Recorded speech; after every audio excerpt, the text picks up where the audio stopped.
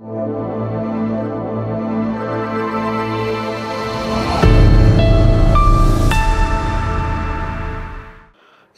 మీద బాలకృష్ణ చేసిన వ్యాఖ్యలకి క్షమాపణ చెప్పాలి, చెప్పక్కర్లేదు. ఈ రెండిట్లో ఒకటి కంపల్సరీగా కామెంట్ చేయండి.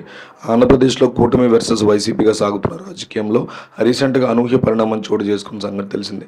అది అసెంబ్లీ సమావేశాల వేదికగా అసెంబ్లీలో వైసీపీ మీద విమర్శలు చేసే క్రమంలో జగన్ టార్గెట్ చేస్తూ బీజేపీ ఎమ్మెల్యే కాన్వెన్స్ శ్రీనివాస్ చేసిన వ్యాఖ్యలు, దాని మీద స్పందించే క్రమంలో టీడీపీ ఎమ్మెల్యే నందమూరి బాలకృష్ణ చేసిన విమర్శలతో వాతావరణం ఒకసారిగా వేడెక్కింది. ఈ విమర్శల మీద వైసీపీ ఘాటుగా కౌంటర్ ఇచ్చింది. ముందుగా అసెంబ్లీలో బీజేపీ ఎమ్మెల్యే కాన్వెన్స్ శ్రీనివాసరావు మాట్లాడుతూ అప్పట్లో సీఎంగా ఉన్న జగన్ సినిమా పరిశ్రమకి తన వద్ద ఎలా రప్పించుకున్నారో వివరించే క్రమంలో చిరంజీవిని ఇందులోకి లాగారు. చిరంజీవిని రప్పించుకుని అవమానించారని, ఆ తర్వాత చిరంజీవి ఒత్తిడి చేస్తే జగన్ దిగొచ్చారంటూ వ్యాఖ్యానించారు. మహేష్ బాబు, ప్రభాస్ వంటి అగ్రనటులను కూడా జగన్ ఎలా రప్పించారో కామ్నేని చెప్పుకొచ్చారు. అలా అప్పట్లో సీన్ బై సీన్ ఎలా జరిగిందో అసెంబ్లీలో కామ్నేని సమగ్రంగా వివరించారు. అయితే ఇందులో చిరంజీవి గట్టిగా చెప్తే జగన్ దిగివచ్చారంటూ కామ్నేని చేసిన వ్యాఖ్యలు బాలయ్యకి ఆగ్రహం తెప్పించాయి. దీని మీద కామ్నేని మాట్లాడడం పూర్తి కాగానే లేచిన బాలయ్య ఆ వ్యాఖ్యలు అబద్ధమని సభలో తేల్చి చెప్పారు. అప్పట్లో సైకో దగ్గరికి, అంటే జగన్ దగ్గరికి ఎవరో బలవంత పెడితే చిరంజీవి రాలేదని ఇండస్ట్రీ తరఫున వచ్చారంటూ వెల్లడించారు. అయితే బాలయ్య జగన్ సైతం సైకో అని విమర్శించడం వివాదాస్పదంగా మారింది. దీని మీద వైసీపీ కూడా ఘాటుగా స్పందించింది. బాలయ్య గతాన్ని గుర్తు చేసింది. ఎక్కడా బాలయ్య పేరెత్తకుండానే ఆయన గతాన్ని గుర్తు చేస్తూ మాట్లాడింది.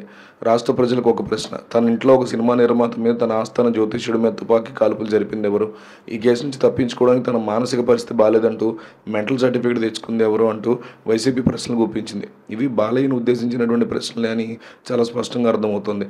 వైసీపీ ప్రభుత్వ హయాంలో సినిమా పరిశ్రమకి తీవ్ర అవమానం జరిగిందని, అందులో ఎలాంటి సందేహం లేదని నందమూరి బాలకృష్ణ చెప్పుకొచ్చారు.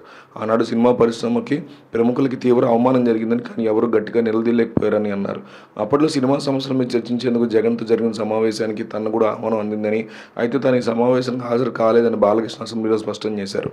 మరోవైపు కూటమి ప్రభుత్వంలో కూడా తనకు అవమానం జరిగిందంటూ మండిపడ్డారు. ఇటీవల విడుదల చేసిన ఫిల్మ్ డెవలప్మెంట్ కార్పొరేషన్ జాబితాలో తన పేరు 9వ స్థానంలో ఉండడం మీద బాలకృష్ణ అసహనం వ్యక్తం చేశారు. ఆ జాబితా ఎవరు తయారు చేశాడంటూ ఘాటుగా వ్యాఖ్యానించారు. ఈ విషయం మీద తాను సినిమాటోగ్రఫీ మంత్రి కందుల దుర్గేష్తో మాట్లాడినట్టు కూడా సభలో వెల్లడించారు. ఇలాంటి వ్యవహారంలో ఆచితూచి వ్యవహరించాలని సూచించారు. కేవలం తాను వివరణ మాత్రమే ఇచ్చినట్టు చెప్పుకొచ్చారు. ఇదంతా ఒట్టి నాన్సెన్స్ అంటూ బాలయ్య కూర్చుండిపోయారు. అంతకుముందు బీజేపీ సభ్యుడు కామ్నేని శ్రీనివాస్ గత ప్రభుత్వ హయాంలో సినిమా పరిశ్రమల పట్ల, ప్రముఖుల పట్ల జగన్ వ్యవహరించిన తీరును ప్రస్తావించారు.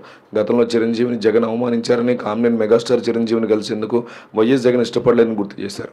చిరంజీవి గట్టిగా నిలదీయడంతోనే జగన్ చర్చలకు దిగొచ్చారని ఎమ్మెల్యే కామ్నేని శ్రీనివాస్ వ్యాఖ్యానించారు. ఎమ్మెల్యే కామినేని వ్యాఖ్యల మీద నందమూరి బాలకృష్ణ మండిపడ్డారు. అయితే దీని మీద చిరంజీవి కూడా సమాధానం చెప్తూ అటువంటిది ఏమీ జరగలేదని, జగన్ తమను సాధారణంగానే ఆహ్వానించారని ఒక రకమైన ఎక్స్ప్లెనేషన్ ఇచ్చుకునే ప్రయత్నం చేశారు. అయితే ఈ మొత్తం వ్యవహారం గవర్నర్ వరకు వెళ్ళినట్టు తెలుస్తుంది. ఎందుకంటే ఇక్కడ జరిగింది హిందూపురం నియోజకవర్గంలో, కామినేనికి సంబంధించిన కైకలూరు నియోజకవర్గంలో కాదు.